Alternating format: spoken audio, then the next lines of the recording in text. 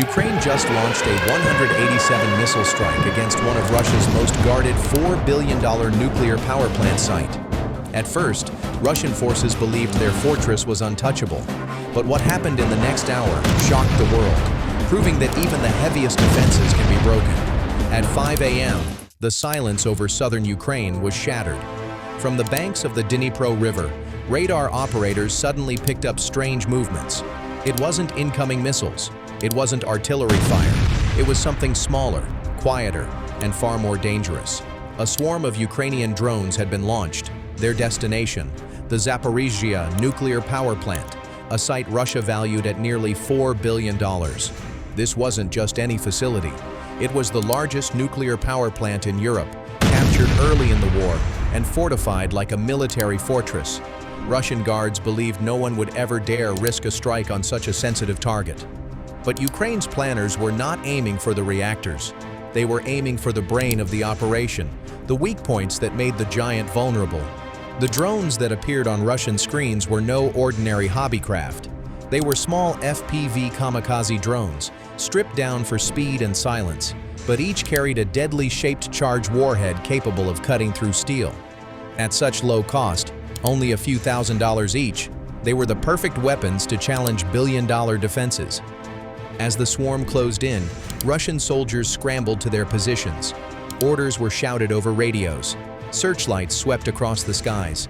Anti-aircraft crews on Pantsir S-1 systems and S-400 launchers spun their radars frantically, trying to separate decoys from real threats.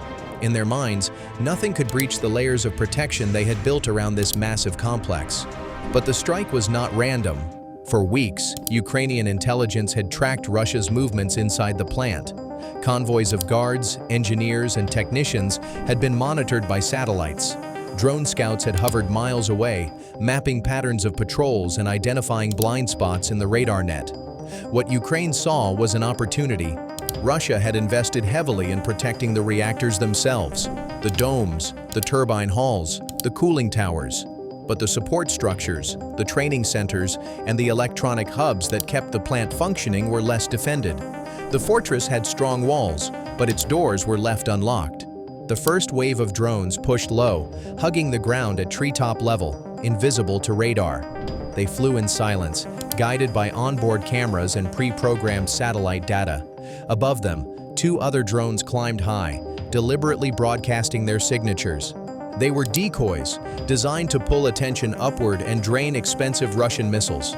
The tactic worked. S-400 crews locked onto the high-flying drones and launched multi-million-dollar interceptors, blasting them out of the sky. Panzer batteries opened up with autocannons, shredding empty air as the low-flying swarm continued undetected. By the time Russian operators realized the real attack was still coming, it was too late. One by one, the drones crossed the perimeter, slipping through gaps in the netting and weaving between blind zones created by their own jammers. The most fortified site in Europe had just been breached by weapons costing less than a family car. For the men guarding the compound, the nightmare had begun. For months before the strike, Ukrainian intelligence had been laying the groundwork for this moment. The Zaporizhzhia nuclear power plant, or ZNPP, was more than just a collection of reactors and turbines. It had become a symbol of Russian control.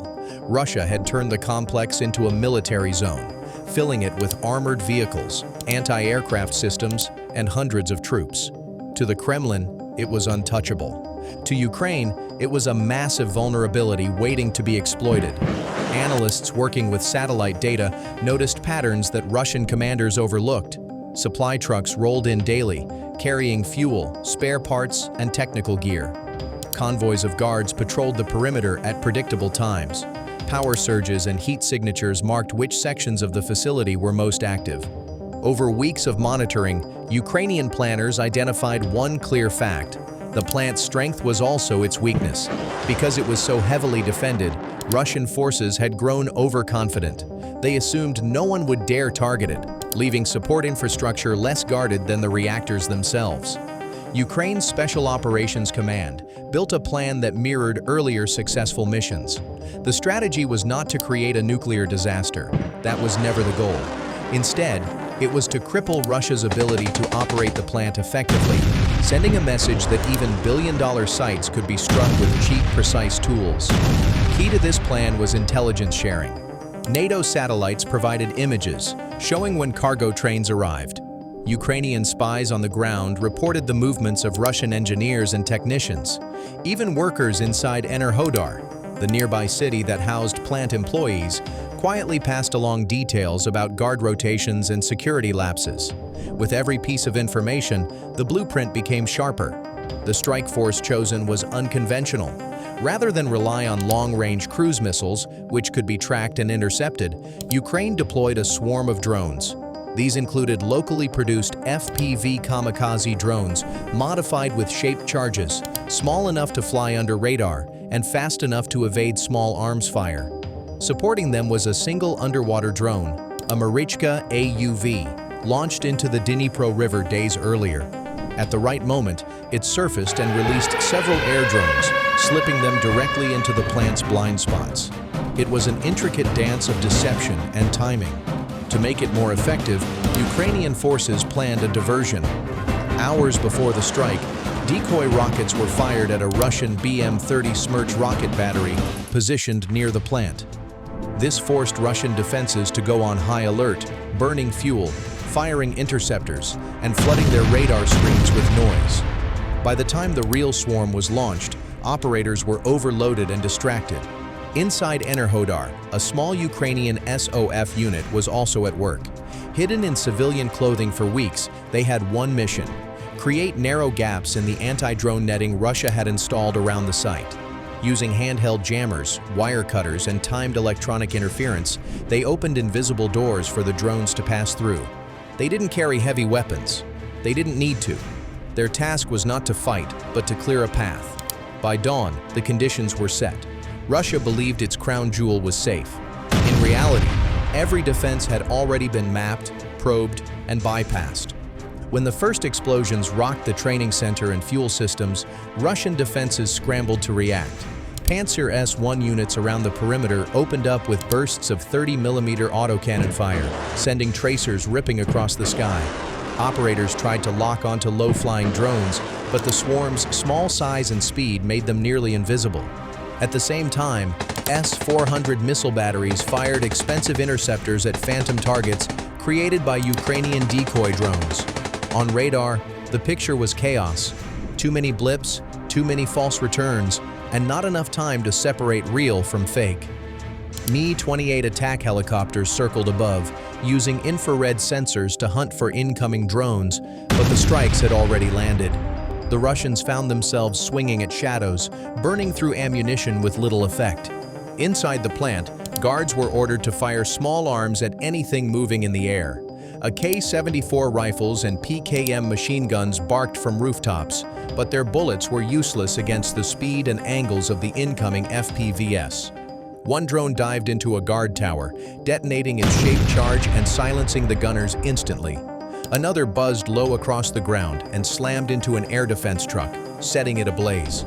The sudden strikes caused panic.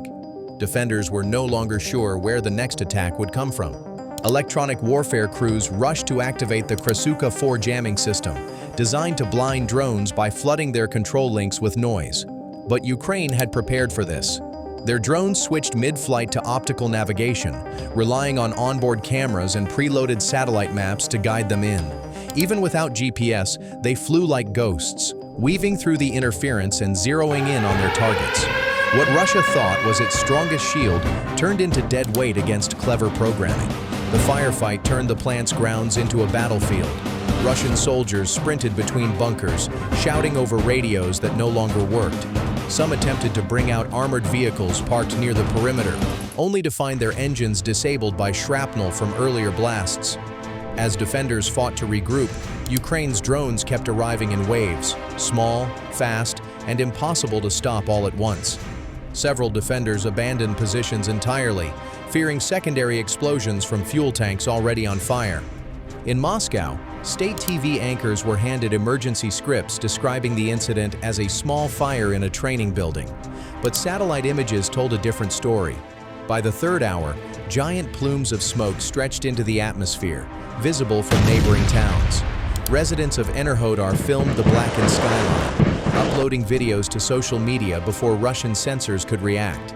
Panic spread online as reports of explosions inside Europe's largest nuclear plant gained traction. The defense failures carried more than material costs. They sent a psychological shock through the Russian ranks.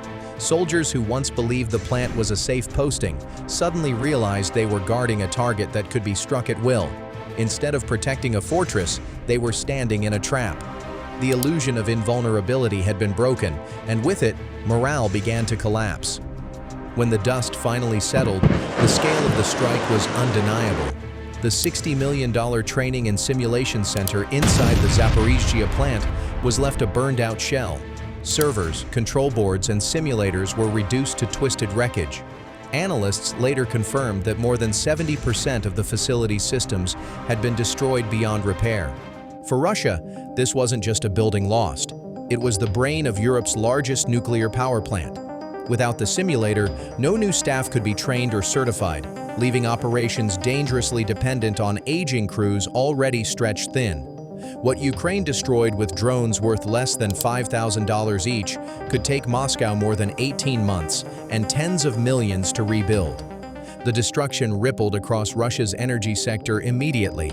Engineers had to halt routine certification schedules, forcing unqualified personnel to take on critical roles. Safety drills were postponed indefinitely, leaving the site more vulnerable to both human error and sabotage. At the same time, Ukraine's message was amplified worldwide. Their drones had struck one of Russia's most guarded and symbolic energy sites, right under the protection of S-400s, Pantsirs, and electronic warfare systems. To Western observers, this was proof that Ukrainian ingenuity could outmaneuver Moscow's billion-dollar defenses. To Russia, it was humiliation on a global stage. Politically, the Kremlin scrambled to spin the disaster. State media showed footage of intact cooling towers and reactor domes, claiming nothing critical was damaged. Officials downplayed the attack as an act of terrorism, but admitted a fire had disabled non-essential facilities. Yet independent analysts and satellite imagery told a different story. NATO and EU agencies quickly confirmed the strike's accuracy, noting that Ukraine had avoided the reactors themselves and targeted the infrastructure supporting Russian control. The careful choice of target proved Ukraine's precision: cripple the occupiers, but avoid nuclear catastrophe. That balance reassured international partners and silenced critics who feared escalation. The message to Moscow was brutal and simple. If Ukraine could strike a $4 billion nuclear site, defended by Russia's best systems, then no facility, no base, no warehouse was truly safe. Pipelines, oil depots, ammo depots, command centers, even power plants, all were vulnerable. Ukraine had proven that low-cost drones, combined with smart planning and real-time intelligence, could burn through Moscow's war chest one target at a time. For Russian troops stationed at safe rear positions, the lesson was chilling. Nowhere was safe anymore. For Ukraine, the success was more than just tactical. It was symbolic. They had shown the world that brains could beat brute force, that precision could beat mass, and that small tools in clever hands could topple billion-dollar empires. As flames died down over Enerhodar, one truth spread across every front line. Russia's strongest fortress had been breached not with missiles or armies, but with patience, planning, and a handful of drones. The balance of fear had shifted, and Moscow knew it.